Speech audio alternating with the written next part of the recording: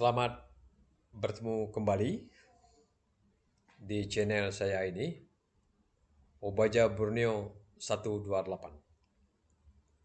Saya ingin memberikan ucapan salam sejahtera bagi kita semua. Semoga terus dikuatkan dan sehat. Salam, Tuhan Yesus memberkati. Pada hari ini, saya ingin membicarakan modal sosial rumah panjang atau modal sosial di rumah panjang. Jadi nanti kita melihat bagaimana peranan modal sosial yang ada di rumah panjang itu sehingga penduduk atau keluarga di rumah panjang itu bisa mempertahankan kehidupan mereka. Dengan kata lain, mata pencaharian mereka boleh terjamin dan berlangsung dari generasi ke generasi. Dan mata pencaharian ini juga sudah lama berlangsung. Bukan sehari dua hari. Sudah ratusan tahun, bisa ribuan tahun. Saya ambil contoh lah. Kalau saya ini keturunan yang kelima, berarti mungkin sekitar 182 tahun. Misalnya 182 tahun saya ini. Dari keturunan sampai kelima saya. Tetap saja mata pencarian di rumah panjang itu bertahan secara turun-temurun dan mereka mencari nafkah bertumpu kepada alam di mana mereka tinggal. Walaupun ada diversifikasi lainnya ya, ada tidak semua semerta-merta atau tidak seluruhnya bertumpu pada sumber daya alam. Tapi kebanyakan orang yang diam di rumah panjang itu adalah mereka bertahan hidup atau mencari nafkah pada sumber daya alam atau di tanah. Jadi bertahannya mata pencarian mereka karena modal sosial mereka miliki. Apa modal sosial mereka? Adat istiadat mereka punya. Keterikatan mereka punya. Kemudian hubungan mereka dengan pihak-pihak juga ada. Dan lembaga mereka ada sejak dari dulu sampai sekarang. Lembaga yang lama ya lembaga Temenggung, habis itu Pate, dulu ada kepala kampung atau tuan rumah, dan kepala kampung dibantu oleh wakilnya namanya Kebayan. Jadi modal sosial ini yang berupa adat istiadat mereka, nilai-nilai yang ada pada mereka, nilai-nilai kejujuran mereka, nilai-nilai kebersamaan mereka, nilai-nilai yang ada saling mau membantu, selalu sama membantu, nilai persatuan mereka, segulai sejalai, sama-sama supaya dia berkeberadaan, sama-sama berhidup.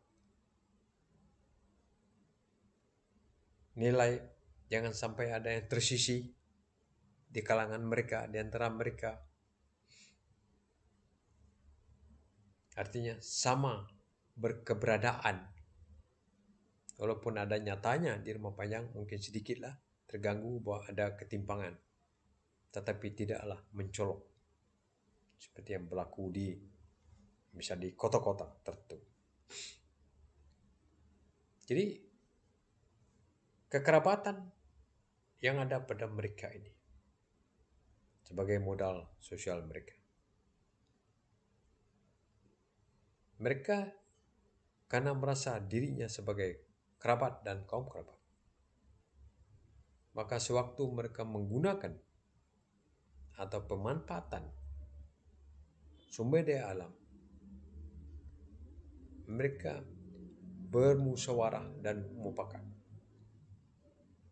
Mereka membaginya secara baik. Dibagi secara apakah keperorangan atau dibagi juga secara dikongsikan atau dimiliki secara komunitas.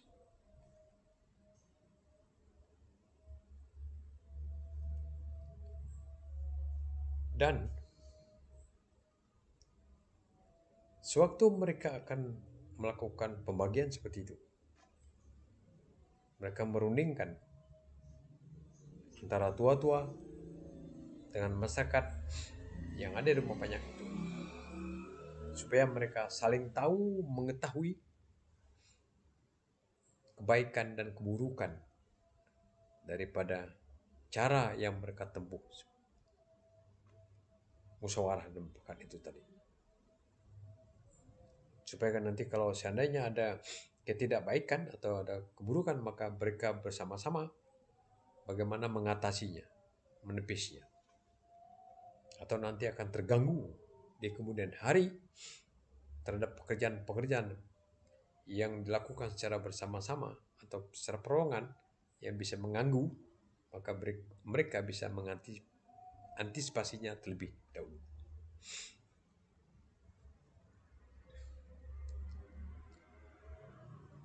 Saya kebetulan melakukan penelitian tentang peranan modal sosial ini di Desa Batu Lintang, Kecamatan Baluhulu, Kabupaten Kapuas. Jadi di sana saya melihat modal sosial yang mereka miliki, yaitu mereka punya adat istiadat, saling beretika atau berbahasa, menghormati. Mereka mempunyai prinsip hidup segulai sejalai, bersatu padu, bekerja sama, tolong menolong, saling memberi. Jadi itu yang saya melihat sewaktu saya menanyakan kepada mereka, bagaimana kok mereka ini bisa bertahan dari generasi ke generasi, mata pencarian mereka bisa bertahan sampai sekarang, tidak berpindah-pindah ke tempat lain atau tidak mengubahnya ke tempat-tempat lain atau tidak beralih mata pencariannya. Memang adalah sekarang karena ada perkembangan baru, ada tambahan mata pencarian lah kalau saya mengatakan. Tapi utamanya adalah bercocok tanam, berburu dan meramu utamanya. Yang lainnya kalau saya melihatnya bisalah sebagai tambahan. Ada juga yang utama bagi mereka apabila mereka melaksanakan itu. Misalnya di bidang perdagangan dan pariwisata. Ada sekarang, sudah mulai muncul.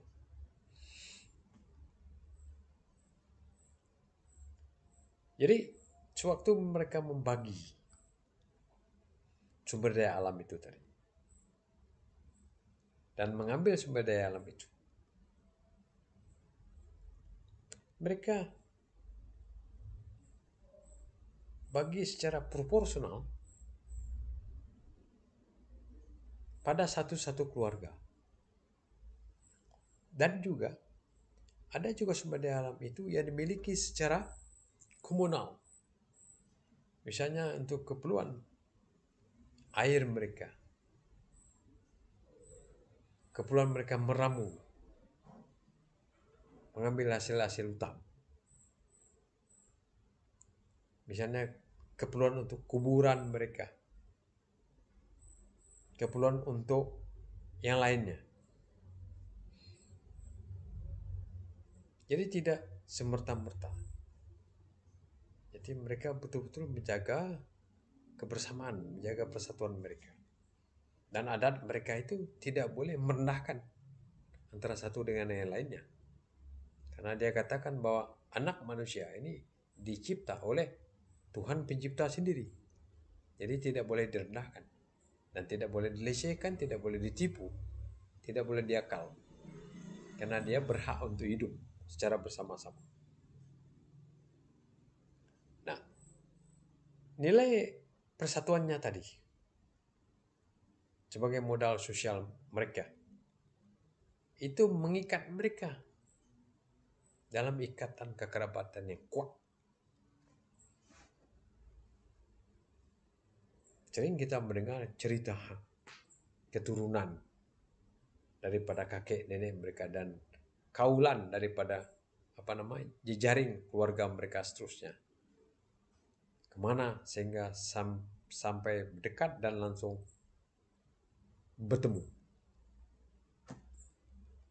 Itu menunjukkan bahwa ikatan sesama keturunan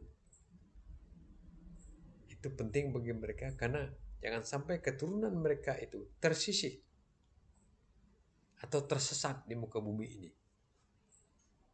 Dia bilang menjadi ampak menua.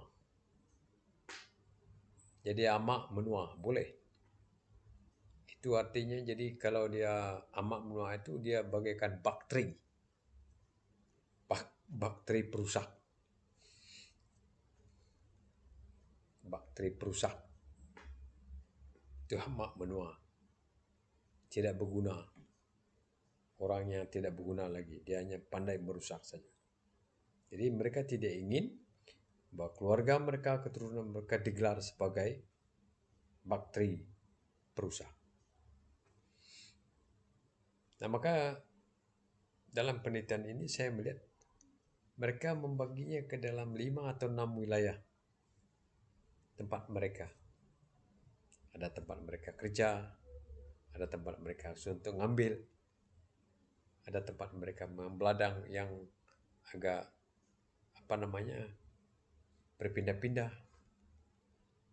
ada tempat mereka mengambil hasil alam, ada tempat mereka menanam kebun mereka, ada tempat mereka pasang bubu, menjalaikan dan seterusnya, ada tempat mereka berburu yang di tempat penelitian saya ini. Sehingga secara konsumsi peringkat tertentu saya menyebutnya cukuplah untuk keperluan konsumsi. Dan dari itu juga mereka bisalah sedikit untuk mengongkos anak-anak sekolah mereka. Jadi dia dengan modal sosial yang ada pada mereka itu, mereka juga bersedia untuk membuka diri berhubungan dengan pihak lembaga lain atau manusia yang akan bergabung dengan mereka. Maka di Desa Batu Lintang itu, khususnya Kampung Sungai Utik atau Desa Sungai Utik, dia memperoleh penghargaan. Saya melihat kemarin itu ada 3 penghargaan dia. Ada penghargaan berupa Kalpataru, itu dari pemerintah Indonesia. Ada yang dari PBB, Equator Prize, itu dari PBB. Ada terakhir kemarin kalau saya tidak salah dari Uni Eropa. Itu dalam penghargaan dari Spanyol. Saya lihat bukan Spanyol, Jerman dan Portugal. Saya melihat ada Perdana Menteri Jerman dulu yang perempuan itu yang menyerahkan hadiahnya kepada masyarakat Sungai Utik. Kebetulan diterima oleh penggiat alam semula jadi yang ada di Sungai Utik itu, dikenal Pak Janggut. Bandi anak Ragai namanya. Jadi Bandi, Pak Bandi. Bandi anak Ragai. Digelar mereka Pak Janggut karena dia berjanggut seperti ini. dan dia ada tato juga. Jadi dia komunal, kebersamaan mereka komunal, dan mereka bersedia untuk bersama-sama. Mereka merundingkan bersama-sama, memanfaatkannya secara bersama-sama. Jadi kemauan bersama mereka ada.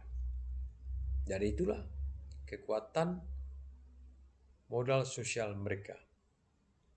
Modal sosial, bukan fisik, tapi nilai yang ada pada mereka itu bisa memperkuat posisi tawar mereka secara keluar dan ke dalam, memperkuat kehidupan mereka sendiri. Paling tidak di Sungai T atau Desa Batu Lintang itu, dia tidak mengalami kelaparan. Dan perhatian pemerintah juga akan pasti datang, masuk untuk melihat. Nah itu bagus sebenarnya. Jadi kalau sudah ada cikal bakal, itu sudah jalan, mesti di backup bagaimana menguatkannya lagi.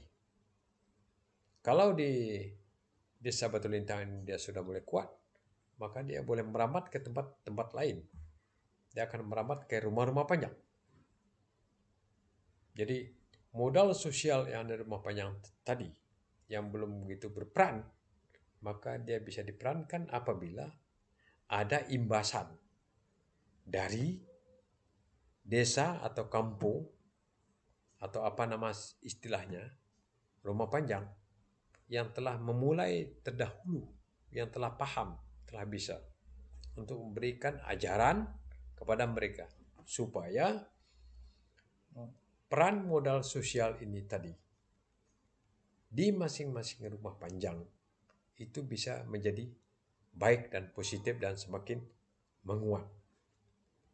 Kalau modal sosial ini dia sudah baik, digunakan dengan baik dalam kesadaran, maka hubungan juga dia akan baik. Tolong-menolong akan meningkat. Gangguan-gangguan yang akan merusak akan bisa ditepis. Kenapa? Karena modal sosial itu dia ada nilai positifnya. Namanya nilai kebaikan.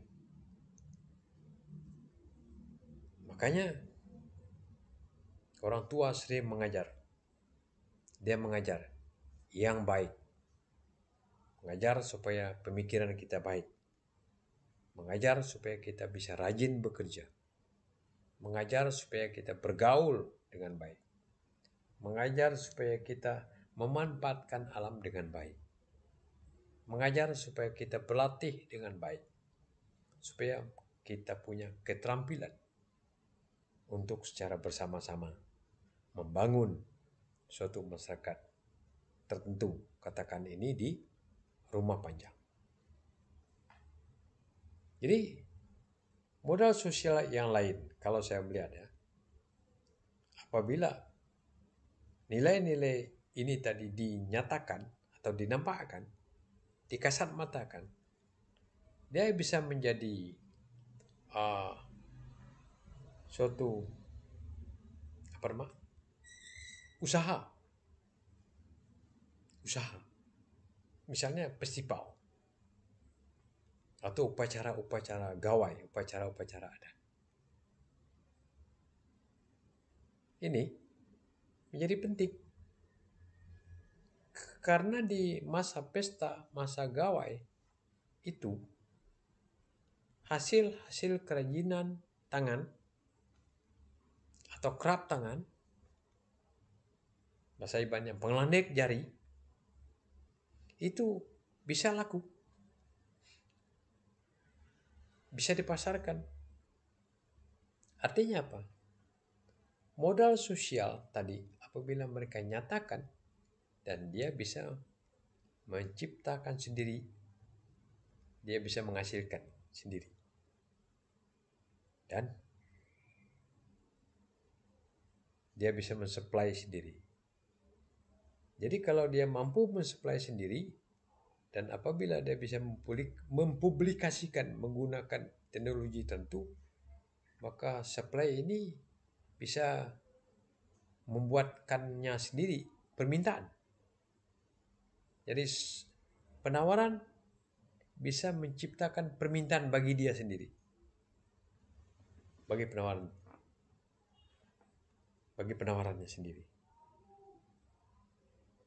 Atau dalam bahasa orang putih lah, supply creates its own demand. Jadi supply itu membuat permintaan bagi dirinya sendiri atau menciptakan permintaan bagi dirinya sendiri. Nah, ini bagusnya, menarik minat. Sehingga modal sosial ini kalau dia dinyatakan dalam hal-hal positif, dia akan menarik minat sesama orang, sesama penggiat, sesama manusia. Sehingga orang akan melihat, akan datang. Dan orang kalau dia berminat, dia juga akan melakukan penelitian terhadap modal sosial itu. Peranannya bagi kehidupan masyarakat di tempat itu. Nah, saya kemarin meneliti peranan modal sosial dalam rangka mempertahankan mata pencaharian masyarakat. Daya Iban. Memang secara ekonomi banyak mungkin tulisan-tulisan bagaimana mereka mempertahankan hidup atau mata pencaharian. Tapi mungkin saya belum pernah juga melihat yang di Indonesia ini, yang khusus yang Iban ya. Iban yang ada di perbatasan Kabupaten Kapuas Hulu itu orang meneliti tentang peranan modal sosial dalam rangka mempertahankan mata pencaharian mereka. Saya belum lihat, belum ada referensinya lah. Kalau ada, bagus juga. Saya juga ingin membacanya kalau ada. Nah, saya kebetulan menelitinya nih Batu Lintang, di desa Batu Lintang, tepatnya di Kampung Sunguti. Dan di situ saya mendapat informasi yang banyak tentang mempertahankan mata pencaharian. Pak Janggut itu tadi, Pak Bani itu menceritakan, sebenarnya kita bercocok tanam ini bukan kita, ada orang mula yang mengajarnya. Tapi ini nanti di tempat yang lain lah kita akan kemukakan, karena ini mungkin perlu ada jam tertentu atau jam khusus tertentu membicarakan siapa yang ngajar kita bertani ini, bercocok tanam ini, mengajar kita nari, seni, siapa ngajar, nanti adalah nanti ada jam tertentu kita akan bicara itu bagus ceritanya, saya akan tampilkan. Nah, bagi Bapak Ibu meneliti, silakan saja pergi ke di Desa Batu Lintang, Kecamatan Balauhulu, Kabupaten Kapuas Hulu. Kalau mau meneliti lebih lanjut tentang modal sosial yang ada di Rumah Panjang. Nah, saya sebenarnya merasa bergembira dan bersukacita mendapat informasi tertentu dari mereka yang sebenarnya bisa dikemas, bisa menjadi tulisan, dan bisa juga dia menjadi suatu drama atau difilmkan. Orang menyebutnya oke lah, film dokumenter. Tapi inti daripada film itu adalah bagaimana orang bersatu padu untuk hidup secara bersama-sama dalam menuju yang lebih baik. Intinya harus begitu.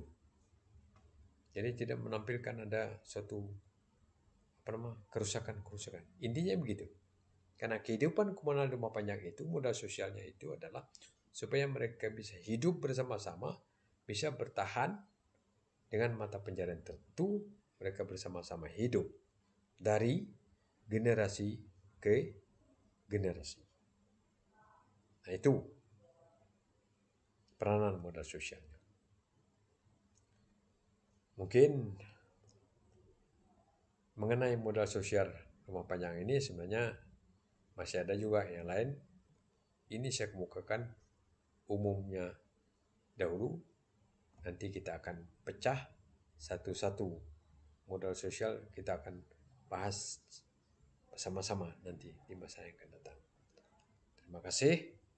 Saya memberikan ucapan selamat. Semoga Bapak Ibu terus dikuatkan. Salam sejahtera. Salam, Tuhan Yesus memberkati.